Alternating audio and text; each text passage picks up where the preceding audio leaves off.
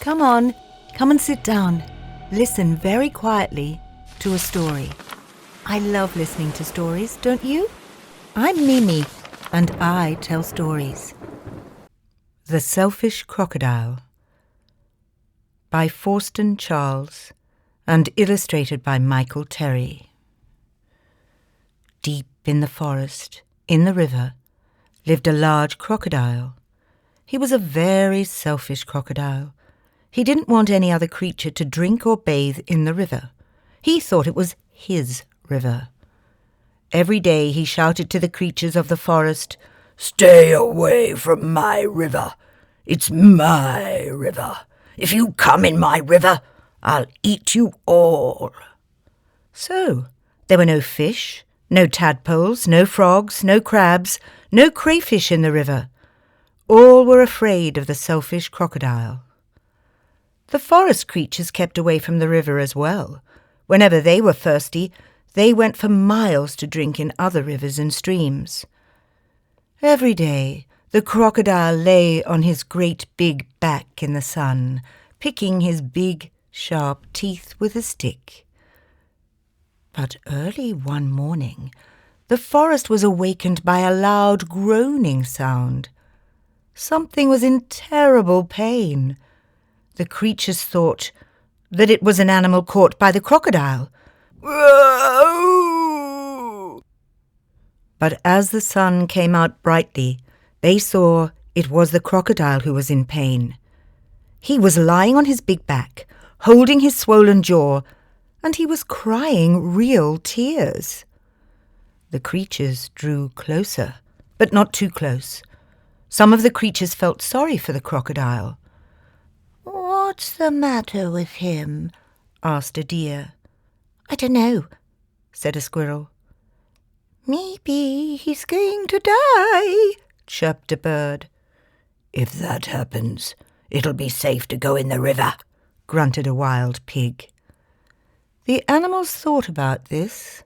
They hung from branches, they hung from vines, they buzzed in the air, and they shook their heads as they watched the great big crocodile in pain.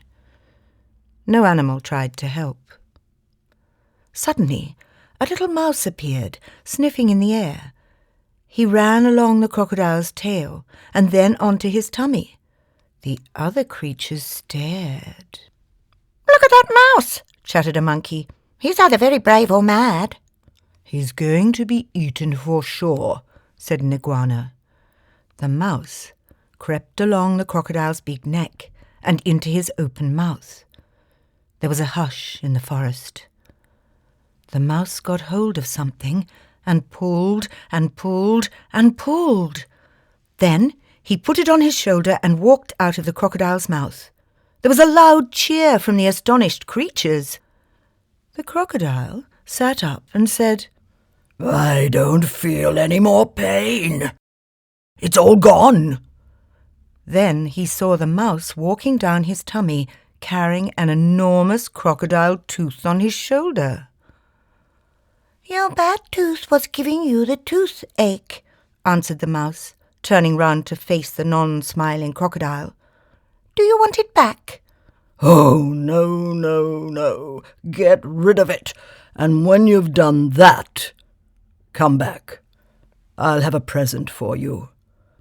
The mouse went and buried the bad tooth under a tree, and when he returned, the crocodile had a nice juicy nut waiting for him. As the crocodile watched the mouse eating the nut, he said to him, "You were very clever, getting rid of my toothache, and kind, too. I am so grateful. But what shall I do if my toothache comes back?" "Don't worry, I'll help you take care of your teeth," answered the mouse, nibbling. Soon the crocodile and the mouse were the best of friends.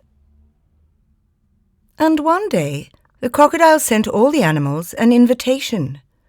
"Please come to drink and bathe in the river. I won't hurt you. The river belongs to us all," he said. The creatures weren't afraid to drink and bathe in the river anymore. Although the crocodile was sometimes snappy, they grew to love him, and soon the river was full of fish and tadpoles and crabs and crayfish. And that's Mimi and